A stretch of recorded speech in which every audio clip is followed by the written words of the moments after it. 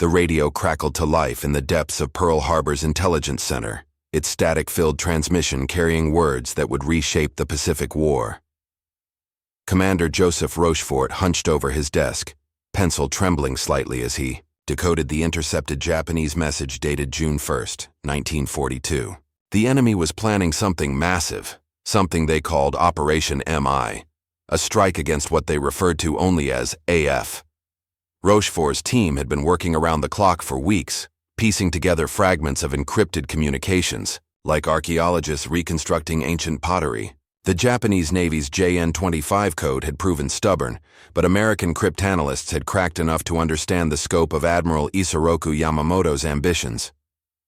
The Imperial Japanese Navy was mobilizing its largest fleet since Pearl Harbor, intending to deliver a knockout blow that would force America to negotiate peace. But where was AF? The breakthrough came through ingenious deception.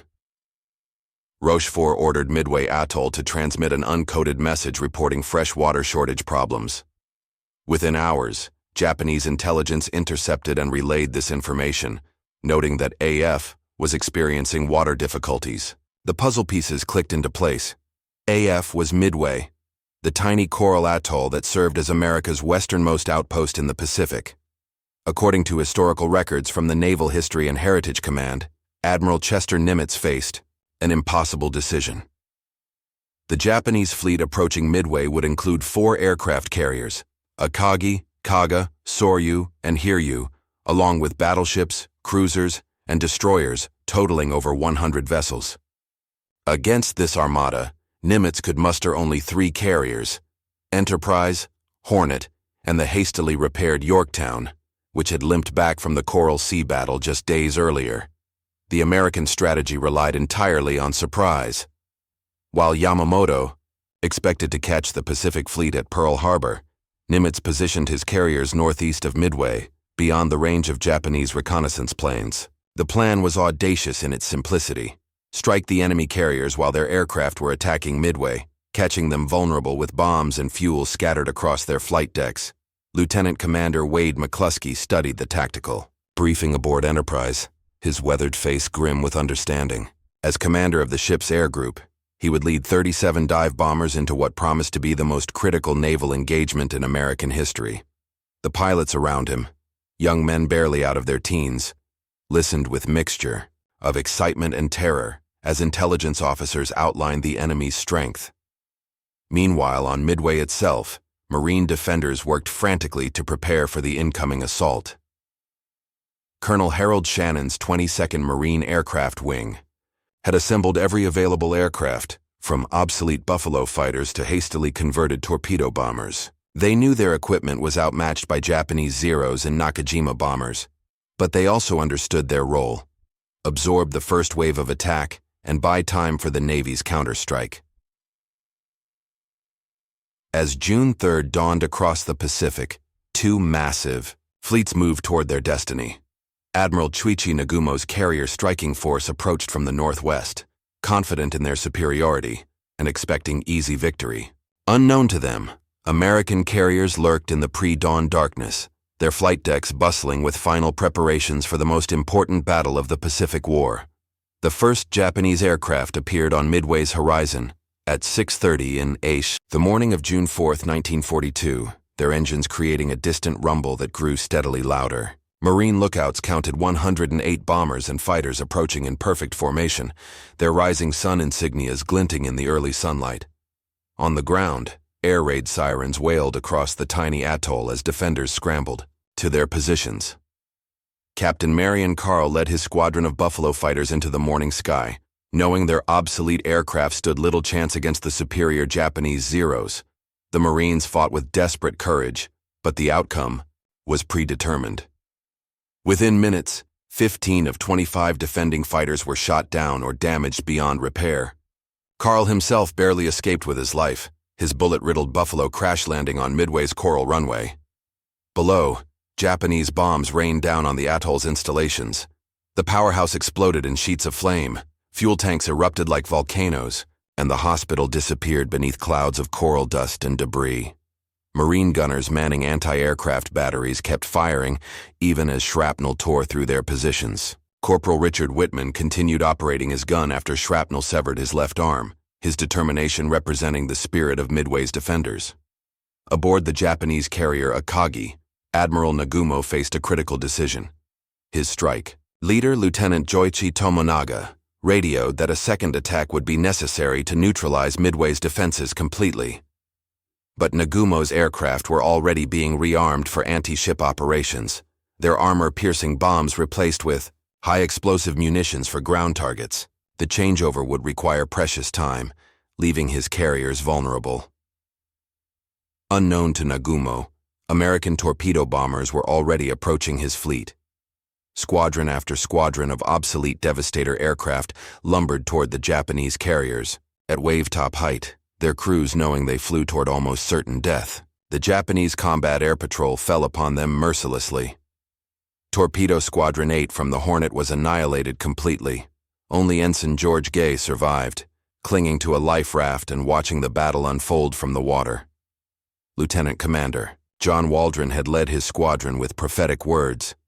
"If we don't come back, none of us, tell them we got to within 50 miles of the carriers before they got us." His prediction proved accurate. Of 15 torpedo bombers that attacked the Japanese fleet, only 4 returned to their carriers. The sacrifice seemed pointless. Not a single torpedo found its target. But the torpedo attack served a crucial purpose, drawing Japanese fighters down to sea level, just as American dive bombers arrived overhead. According to wartime records from the National Archives, this timing proved absolutely critical to the battle's outcome. While Zeros chased low-flying torpedo planes, they were out of position to intercept the high-altitude dive bombers approaching from the northeast. Lieutenant Commander McCluskey led his Enterprise dive bombers through broken clouds, searching desperately for the Japanese fleet. His fuel gauges showed critically low levels. If they didn't find the enemy soon, they would have to return without attacking. Then, through a gap in the cloud cover, McCluskey spotted a Japanese destroyer speeding northward at full steam, leaving a distinctive white wake across the blue Pacific. The destroyer was the Arashi, racing to rejoin the fleet after dropping depth charges on an American submarine. McCluskey made the decision that would change history, ordering his bombers to follow the destroyer's course. Within minutes, the massive Japanese fleet spread out below them, like a child's toys in a bathtub. 4 aircraft carriers steamed in. Perfect formation, their flight decks crowded with aircraft being refueled and rearmed. At 10:22 a.m., McCluskey pushed over into his dive, his squadron following in textbook formation. The moment of reckoning had arrived, and Japan's Pacific ambitions hung in the balance as American dive bombers screamed down toward the unsuspecting enemy carriers. The Japanese carriers presented perfect targets as McCluskey's dive bombers plummeted earthward at 240 miles per hour. Aboard the Akagi, Admiral Nagumo's flagship, deck crews worked frantically to launch a second strike against Midway. Aircraft sat wingtip to wingtip, their fuel lines snaking across the wooden flight deck like arterial systems. Bombs and torpedoes lay scattered between the planes, creating a powder keg waiting for ignition. Lieutenant Richard Best, McCluskey's wingman, selected the Akagi as his target and pushed his Dauntless into a near-vertical dive. Japanese anti-aircraft guns opened fire, filling the sky with black puffs of smoke and deadly shrapnel. But the dive bombers came too fast and too steep for effective defensive fire. At 1,500 feet, Best released his 1,000-pound bomb and pulled out of his dive so violently that he nearly lost consciousness. The bomb struck Akagi's flight deck amidships, penetrating into the hangar bay where it detonated among stored aircraft and fuel. The explosion triggered a chain reaction that turned the carrier into an inferno within minutes. According to detailed accounts preserved in the Imperial Japanese Navy records, Captain Taijiro Aoki reported that his ship became a hell of fire as aviation fuel spread flames throughout the vessel's interior spaces. Simultaneously, Lieutenant Commander Maxwell Leslie led his Yorktown dive bombers against the carrier Soryu. 3 direct hits transformed the ship into a blazing wreck, her flight deck buckled and her hangar deck erupting in continuous explosions. Captain Ryusaku Yanagimoto refused to abandon ship, choosing instead to go down with his vessel in the ancient tradition of Japanese naval honor. The carrier Kaga suffered perhaps the worst fate of all.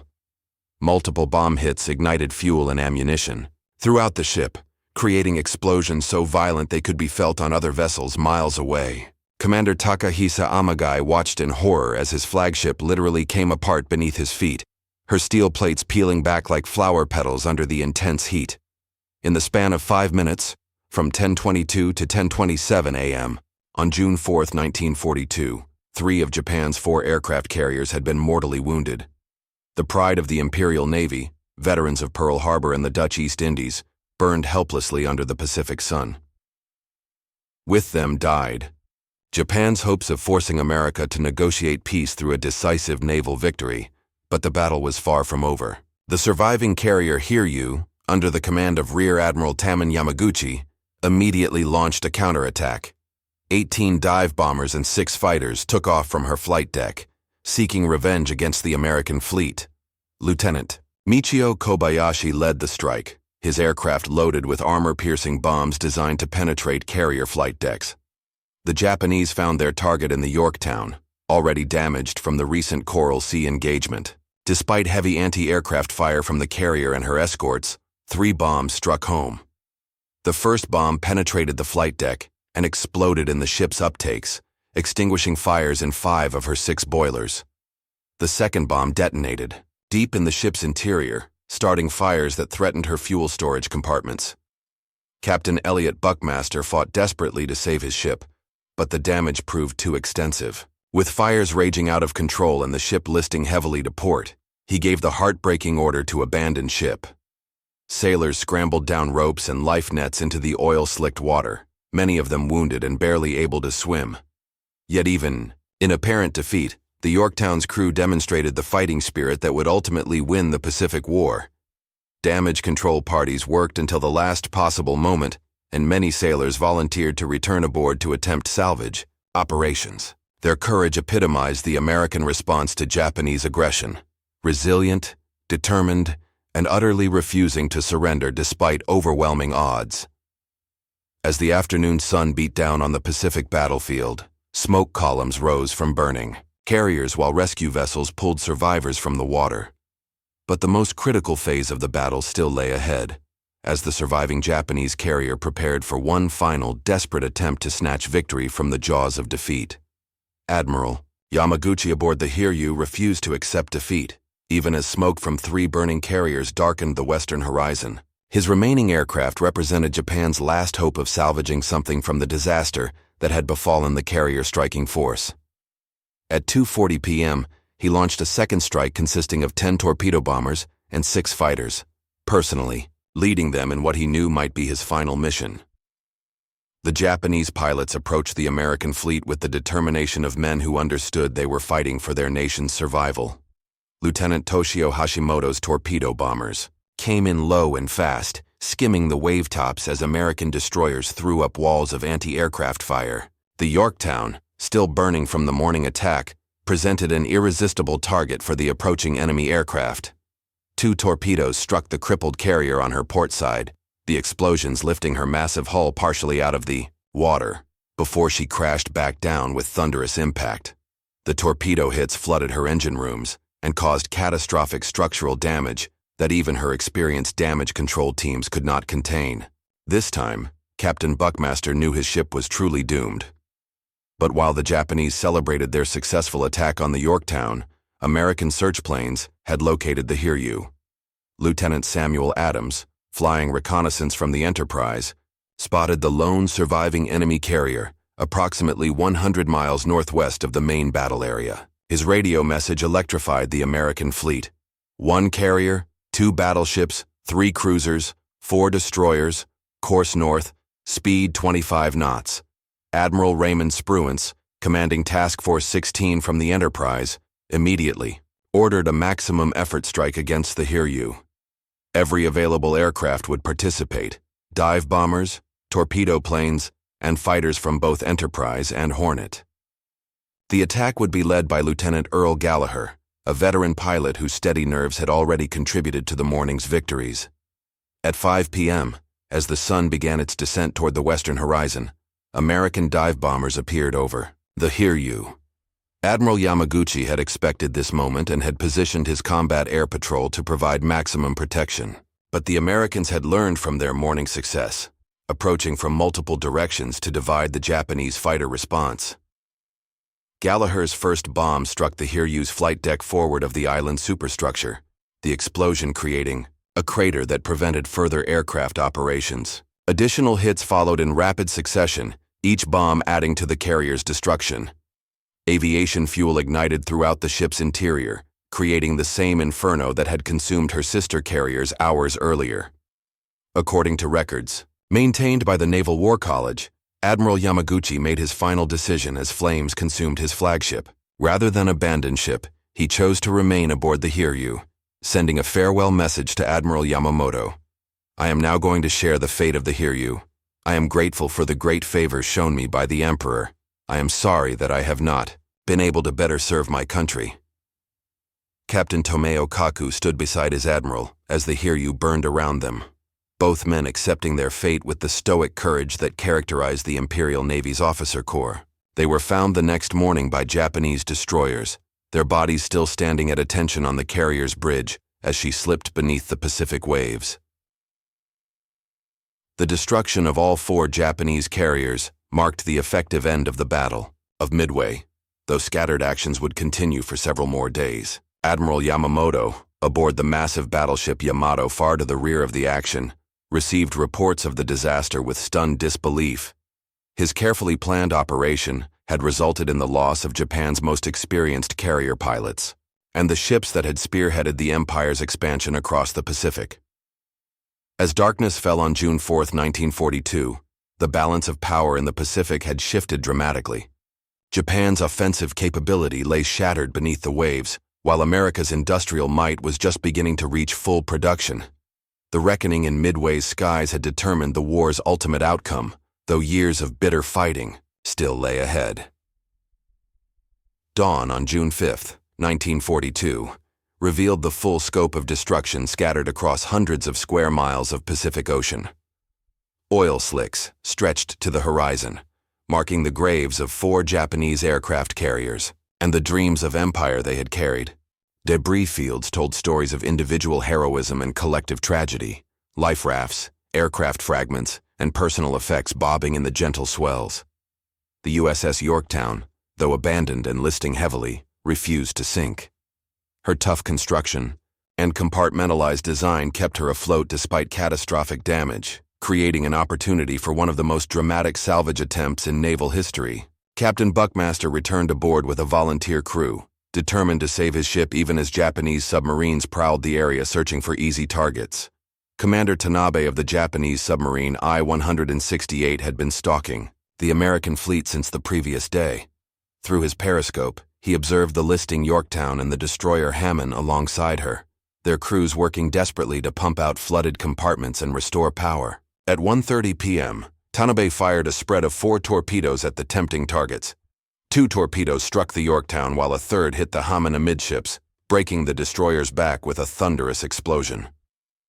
The Hammond sank within minutes, taking 81 of her crew with her. The torpedo hits proved fatal to the Yorktown as well. At dawn on June 7th, the Great E carrier finally succumbed to her wounds and slipped beneath the waves, taking with her the last American vessel lost at Midway. Meanwhile, Admiral Yamamoto struggled with the magnitude of his defeat.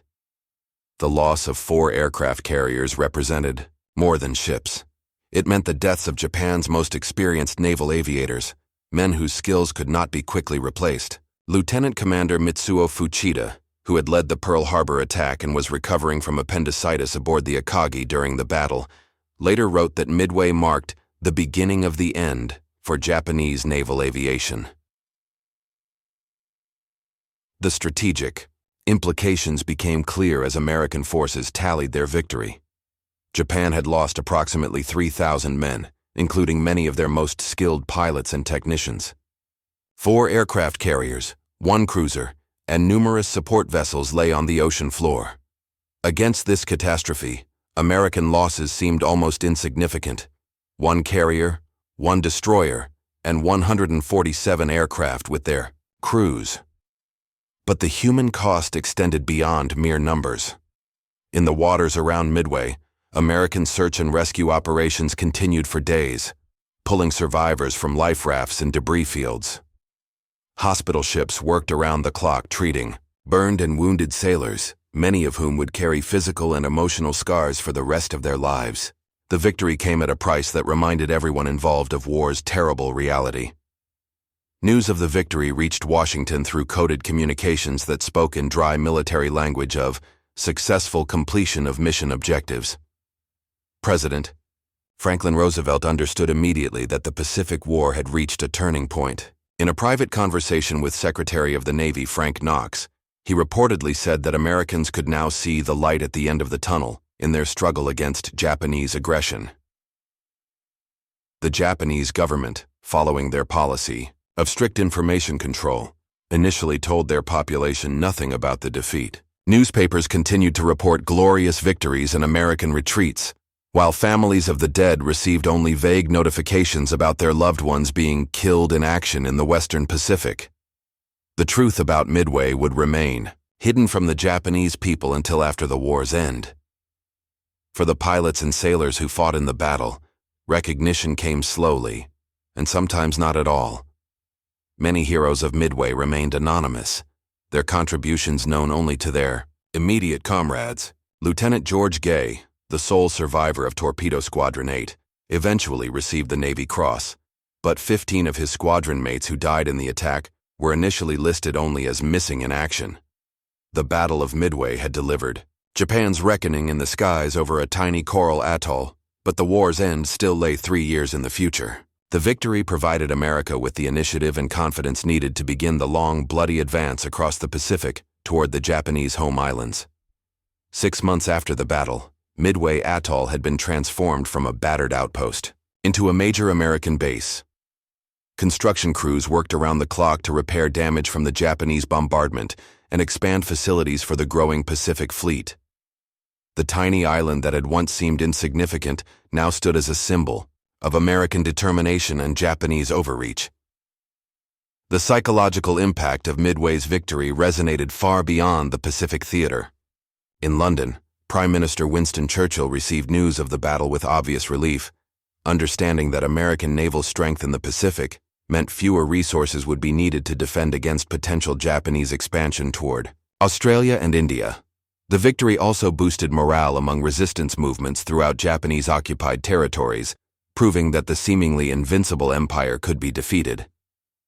Admiral Nimitz used the victory to accelerate plans for offensive operations throughout the Pacific. Within months, American forces would land on Guadalcanal, beginning the island-hopping campaign that would eventually reach Japan's doorstep. The experienced Japanese pilots lost at Midway could never be adequately replaced, giving American airmen increasingly favorable odds in subsequent battles. The technological lessons learned at Midway influenced naval aviation development for the remainder of the war. American dive bombers had proven devastatingly effective against enemy carriers, leading to improved training programs and better aircraft design. The importance of intelligence gathering, demonstrated by the code-breaking success that made victory possible, resulted in expanded cryptographic operations throughout the Pacific. Individual veterans of the battle carried their experiences into subsequent campaigns, often serving as leaders and instructors for newer personnel. Commander McCluskey, whose decision to follow the Japanese destroyer had led to the discovery of the enemy fleet, continued flying combat missions until late in the war. His tactical innovations at Midway influenced American dive bombing techniques throughout the Pacific campaign. The Japanese Navy, meanwhile, struggled to recover from losses that went far beyond mere ships and aircraft. The institutional knowledge possessed by experienced carrier pilots and maintenance crews had been accumulated over decades of training and combat. Replacement aviators, rushed through abbreviated training programs, never achieved the skill level of their predecessors. This degradation in pilot quality became increasingly apparent as the war progressed. Historical analysis of the battle continued for decades after the war's end, with military academies studying Midway as an example of how intelligence, courage, and tactical innovation could overcome numerical disadvantage. The battle demonstrated that modern naval warfare had shifted from battleship-centered operations to carrier-based aviation, a lesson that influenced naval strategy well into the nuclear age. Memorial services for those lost at Midway began almost immediately after the battle and continue to this day. The names of the fallen are inscribed on monuments from Pearl Harbor to Arlington National Cemetery, ensuring that their sacrifice in the skies over a remote coral atoll will never be forgotten. Each year on June 4th, naval aviators gathered to remember the men who turned the tide of the Pacific War in 5 crucial minutes of combat. The coral fortress of Midway itself remains active as a memorial and wildlife refuge, its runways now used primarily by research aircraft and occasional military transports. Visitors can still see remnants of the battle, bomb craters, defensive positions, and commemorative plaques marking where young Americans stood their ground against overwhelming odds. Japan's ambitions had indeed faced their reckoning in Midway's skies, but the battle's legacy extended far beyond military history. It demonstrated that free nations, when properly organized and led, could overcome totalitarian aggression regardless of initial disadvantages. The victory at Midway helped ensure that democracy would survive the greatest challenge it had yet faced, setting the stage for the Allied victories that would eventually end the Second World War. In the end, the Battle of Midway proved that courage, intelligence, and determination could triumph over numerical superiority and initial surprise. The young men who flew their aircraft into the face of overwhelming enemy fire had written their names in history, their sacrifice ensuring that future generations would inherit a world where freedom could flourish.